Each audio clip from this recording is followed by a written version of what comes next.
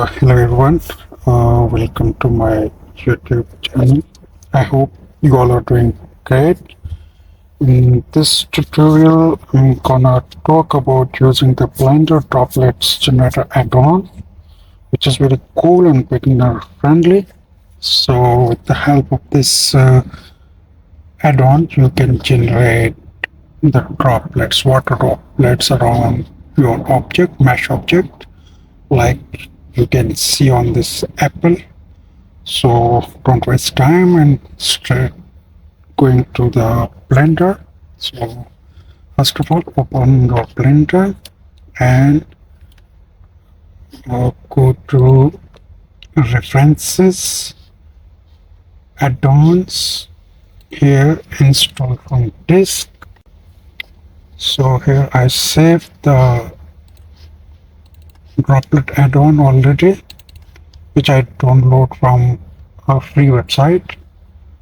I'll share the link below so you can also download free of course, no worries. So here is, I already installed and kept here. So if you don't have, so simple, go to install from disk, check and set preferences. Okay. So first of all, select A, delete all. So first of all, we need an object to add the droplets. So if you have your own created object, it's great. If you don't have, you can also search from the Blender kit add-on. So anything, just for the practice, you can select anything, but I have my own object, so I'll pick from my computer. Open.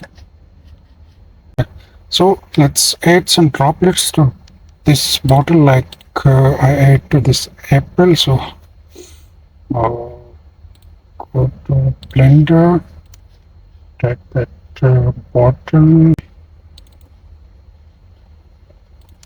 Where is it? Yeah. Okay. No. So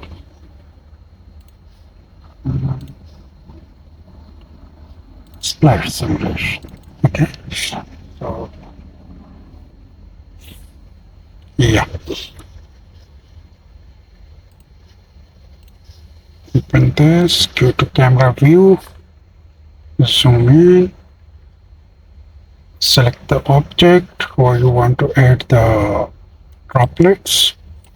Simply click N from your keyboard and go to the droplets and add droplets.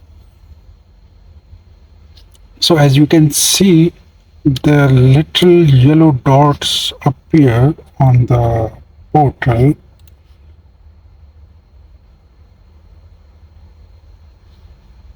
Then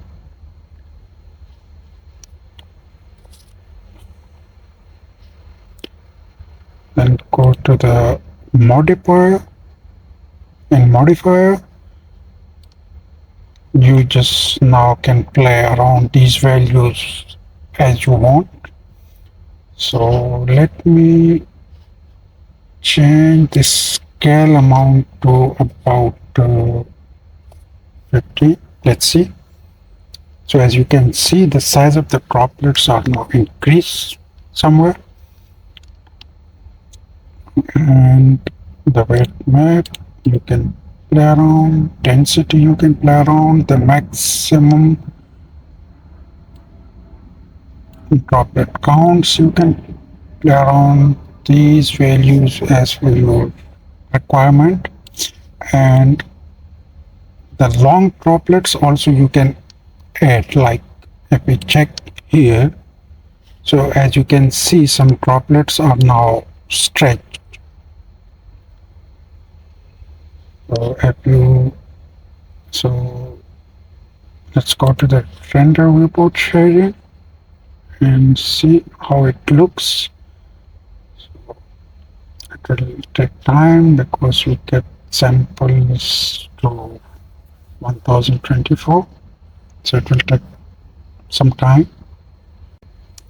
As you can see, this is the material preview, so it's not giving that much result. So instead of uh, looking here, just decrease the samples to like 70 and just